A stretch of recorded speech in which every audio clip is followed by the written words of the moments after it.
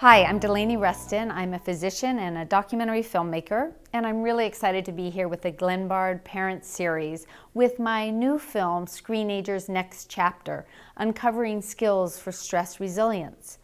There's many stories of solutions in the movie, lots of science, but I want to share three right here with you now. I call them the 3 Ps, PPP.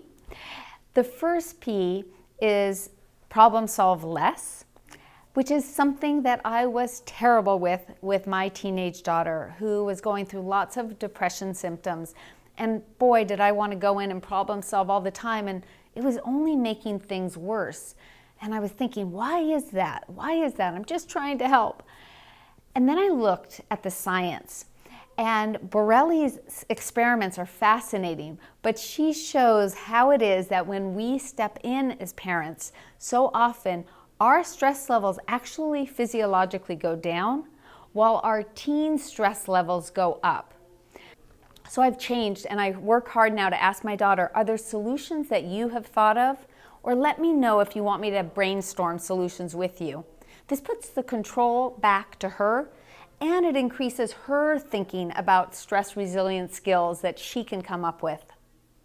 The second P I want to mention is to point out the positives. For me, I find I'm really lacking in this area. I so often want to say, to my teenagers, can't you study a little more? Or, why are you on your screen so much? Until I learned how powerful it is when I point out when they're doing the things that I want to see more of. So for example, Tessa, I see you plugged in your phone at 10 o'clock in my room. Thanks for doing that.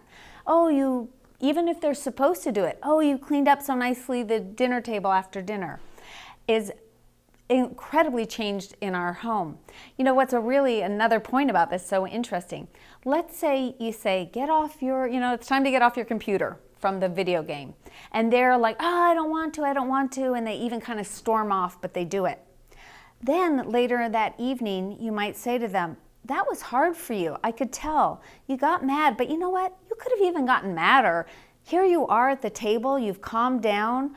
I really just want to say that shows a lot of respect for us, a lot of respect for yourself, and that's great. I know it's not easy to put that computer away.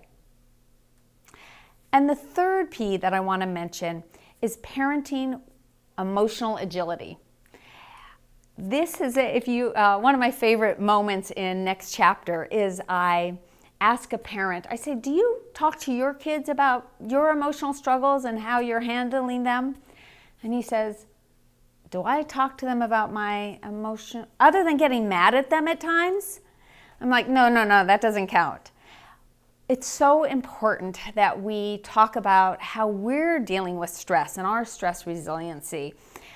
And another point about showing emotional agility is in Next Chapter, I got the pleasure of interviewing the Gottmans, who are famous for their research on relationships. And they've shown that when our heart rates are over 100 beats per minute, 120, you might not even know that you're getting frustrated and agitated, but the blood flow actually decreases in the prefrontal cortex, where executive function's happening, and goes more to the emotion center. And it means that we can't communicate in our most effective way. So as a parent, if you get frustrated and angry around screen time or other things, to say to your teen, you know what? I'm not in a good place right now to talk about this, and you take a 20-minute break and you come back to it. Julie Gottman said, it's like having a brain transplant. So take that little break, come back, and let them know what you're doing, telling them you're working with your emotions and that it's hard to have good, productive conversations when we're being hijacked by our emotions.